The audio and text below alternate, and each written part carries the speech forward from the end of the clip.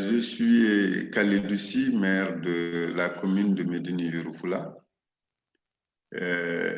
Nous avons, depuis 2014, été élus comme conseiller d'abord, et ensuite j'ai été élu par le conseiller, c'est-à-dire les conseillers m'ont élu comme maire. Nous avons, au niveau de Médine Yoro Fula, beaucoup de priorités. Compte tenu de l'ensemble des priorités qui sont là, la population de Médine Yoro Fula, connaissant mon engagement dans le cadre du développement à travers mes activités de Tostan, tout le monde a jugé nécessaire de me mettre à la tête de la mairie de Médine Yoro Fula pour permettre quand même d'accompagner la population à atteindre les résultats. C'est dans ce cadre-là que j'ai accepté en tout cas la demande de la population et j'ai décidé vraiment d'être maire de Médine Yoro Fula en vue de les accompagner dans le cadre du développement économique et social de Médine Yoro Fula. Donc, Monsieur le maire, la première question est par rapport au leadership local. Le leadership local consiste à être réactif, à répondre aux exigences des citoyens. Pouvez-vous nous indiquer quels sont, selon vous, les outils et les approches les plus efficaces que vous avez utilisés pour soutenir les priorités et les aspirations locales? Dans le souci de soutenir les priorités et aspirations des populations, nous avons utilisé une approche participative, inclusive et respectueuse des droits humains, associée d'une planification stratégique quinquennale qui prend en compte la vision d'avenir des populations. Ainsi, nous avons encouragé la participation des populations dans le processus de prise de décision, la formation et l'information des citoyens pour leur permettre de bien connaître leurs droits et leurs devoirs. La promotion de mécanismes et d'outils adaptés permettant aux citoyens de suivre et contrôler le travail des élus et à ces derniers de rendre compte de leurs décisions. C'est dans ce cadre que nous avons adopté l'élaboration du budget participatif qui a pour but de permettre à tous les citoyens de définir eux-mêmes leurs priorités et inciter à la participation citoyenne. Le budget participatif favorise un développement solidaire et participatif, une plus grande confiance et collaboration avec la population. La transparence, la prise en charge des priorités des populations, y compris les enfants et les femmes, parce qu'il faut impérativement que les femmes soient impliquées dans le processus. Le budget élaboré, mis en œuvre, suivi et évalué par la population. Ce sont ces approches et outils qui ont été utilisés pour soutenir les priorités des populations. Voilà. On voit très bien que vous êtes vraiment leader chez vous et nous sommes aujourd'hui réunis pour justement discuter de cette leadership qui est ancrée dans les besoins locaux et locaux. Et il semblerait quand même qu'aujourd'hui, on s'intéresse vraiment de plus en plus à la collaboration avec des dirigeants locaux comme vous, des responsables locaux comme vous, en tant qu'élément clé de ce processus de changement. Qu'est-ce que vous pensez définir un bon partenariat? Qu'est-ce qui définit un bon partenariat? Comment les personnes qui sont parmi nos auditeurs aujourd'hui peuvent-elles aborder leur travail avec des responsables, des dirigeants comme vous? Oui, dans le cadre de la territorialisation des politiques publiques, la collaboration avec les collectivités territoriales constitue un élément clé d'appropriation et de pérennisation du partenariat. Un bon partenariat doit se reposer sur des objectifs clairs des parties prenantes. Il est nécessaire que les deux partenaires aient des objectifs en commun.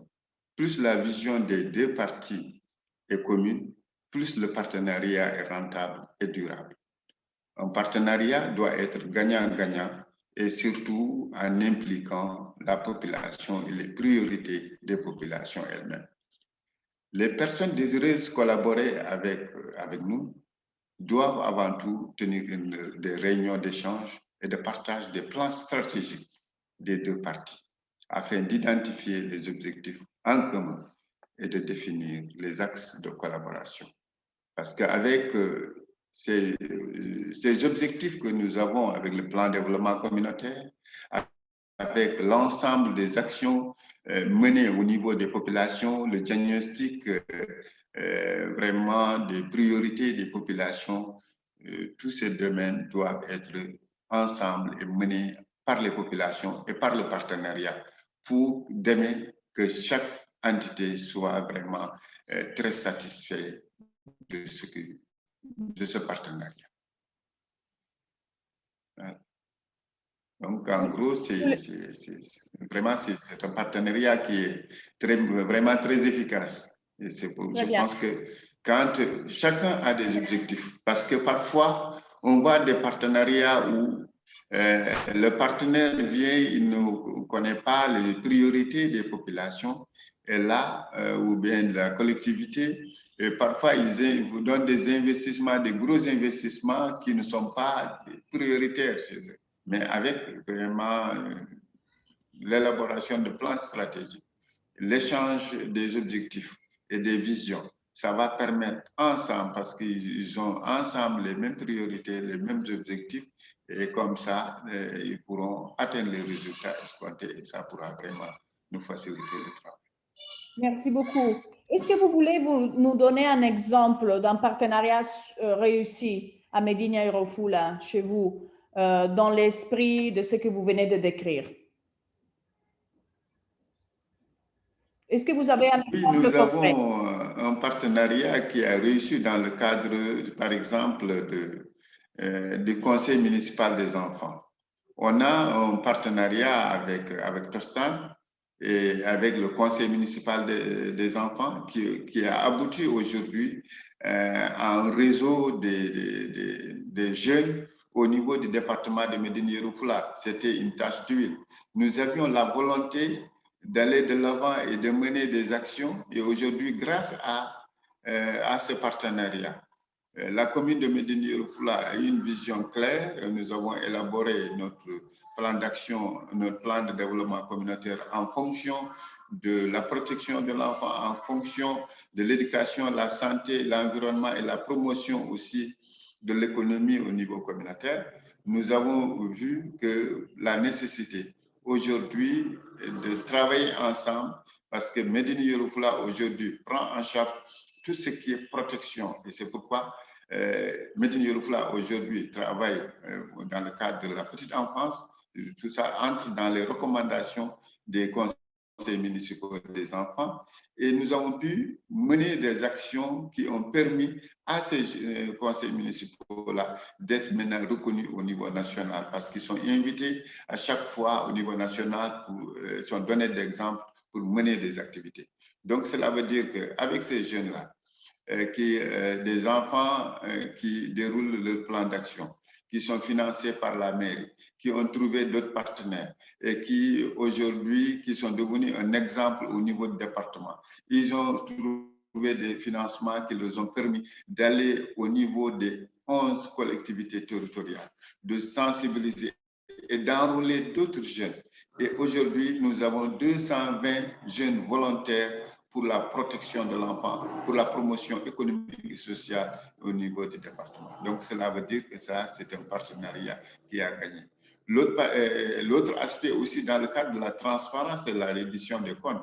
Aujourd'hui, Médina Yoro Fula a été primé en 2 reprises commune vraiment leader dans le cadre de la transparence et la reddition des comptes. Cela veut dire que avec bien sûr le programme qui a été vraiment dispensé au niveau de Médina Yoro Fula a fait une tâche d'huile et au niveau national, nous avons été la première collectivité territoriale leader vraiment qui a pris le prix de leadership local dans le cadre de la transparence et de la reddition des comptes. Ça, c'est un acquis. L'autre aspect, dans le cadre de la participation citoyenne, avec le conseil municipal des enfants, les jeunes volontaires, avec vraiment les groupements de femmes et autres, nous avons aussi gagné le certificat vraiment de la certification citoyenne de Médine Yoro Fula. Là aussi, c'est dans le cadre de la transparence, de la bonne gouvernance. Cela veut dire que vraiment, avec ce programme qui a permis à la commune de travailler dans la transparence, ça a permis de gagner des prix, et ces prix-là aussi ont favorisé bien sûr vraiment la crédibilité au niveau de la commune, parce que tous les partenaires pensent que vraiment s'il faut accompagner, il faut accompagner des collectivités territoriales dynamiques où il y a la participation citoyenne, où il y a la transparence, où il y a la reddition des comptes, où les aspirations des populations sont prises en compte. Merci beaucoup, Khalid-Aussi, et merci surtout pour tout ce que vous faites, hein, et félicitations pour ces reconnaissances au niveau national. Hein. Tostan est bien sûr un partenaire très fier de la collectivité territoriale et de votre commune. Hein.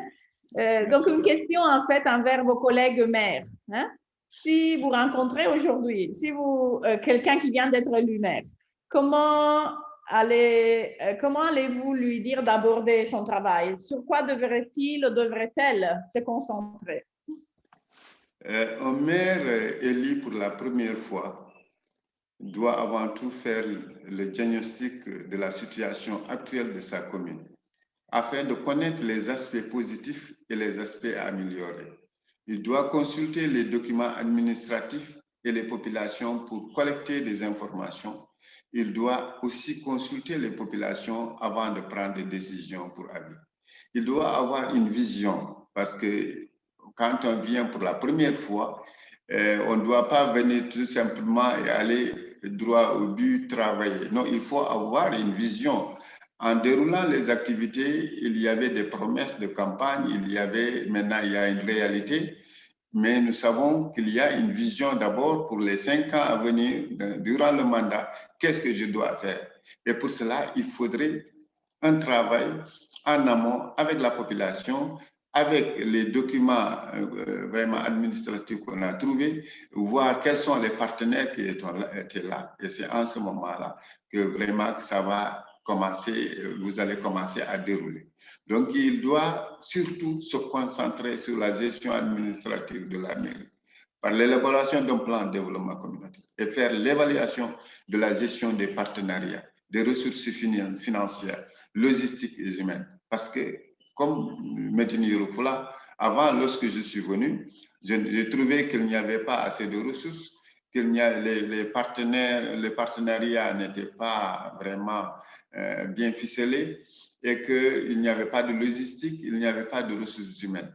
Donc, il fallait avoir une vision là où on veut aller et comment y aller et quelles sont les ressources, quels sont les partenariats et quelles sont les priorités des populations et comment adresser tout cela à la population, en tout cas mettre en place un système qui pourra aider la commune à aller de l'avant. C'est pourquoi, pour réussir, il faudrait que la collectivité territoriale, en tout cas le maire, prenne en tout cas toutes les dispositions nécessaires pour travailler dans la transparence, dans l'inclusion, dans l'équité.